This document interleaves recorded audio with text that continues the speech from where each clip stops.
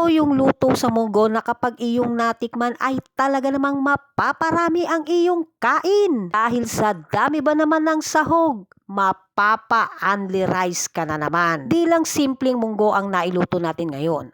Dahil mayroon itong labasa, bunga ng malunggay, dahon ng ampalaya at malunggay, tinapa, at hipon. Sama ang chicharon. Saan ka pa? Kaya mga ka-foodie, samahan nyo akong lutuin ito. Munggo ay madaling lutuin at mura pa. Kaya naman, isa itong paboritong pagkain ng mga Pilipino. Yaman sa protina, fiber, folate, at iron. Pero bakit sa karamihan tuwing Biyernes lamang niluluto ang munggo? Sa dami ng mga teorya, minabuti ko na ring magsaliksik at ito ang aking natuklasan. Ilang sumagot na ganito ang kanilang teorya.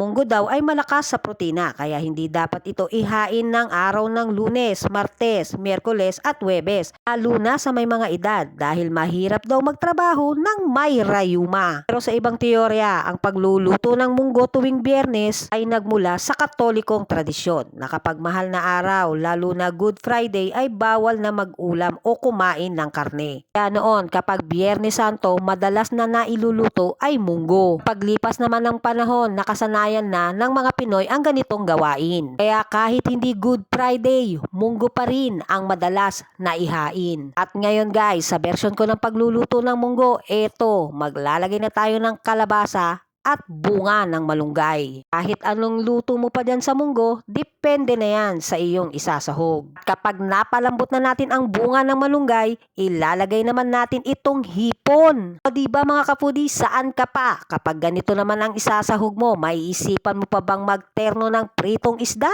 At ang mga dahon na gulay naman na ating ilalagay ay dahon ng ampalaya, bulaklak ng kalabasa at dahon ng malunggay. Eto Ricardos para sa ating munggo for today. So guys, depende naman sa inyo kung anong mga isasahog nyo dito sa munggo. Pwede namang pinasimpleng munggo lamang. Sa diskarte na lamang natin ito ng pagluluto. Magbubudbud din tayo dito ng dried bawang para lalong maging mas malasa ang ating munggo. At syempre, maglalagay pa rin tayo ng siling green. Pero optional na sa inyo guys kung gusto nyo maglagay dito ng siling green. Kasi kapag ang asawa ko, mas gusto niya merong siling green. Sa amoy pa lang nitong niluluto nating munggo ay talaga naman gustong gusto ko nang kumain. Panigurado ko, mapapa-only rice na naman tayo nito. Guys, kung wala pa kayong naiisip na ulam, try this recipe. Paminsan-minsan naman, i-upgrade natin ang ating munggo. Sana ay nag-enjoy kayo sa ating cooking vlog for today, ang ginisang munggo. Kaya follow lang guys, para ma-notify ko naman kayo every time na may cooking ideas akong mailuluto. Subscribe nyo na rin ako sa aking YouTube channel, ang Tete Josh Easy Cooking Tips. Doon din po ako sa TikTok at Reels. Happy eating everyone!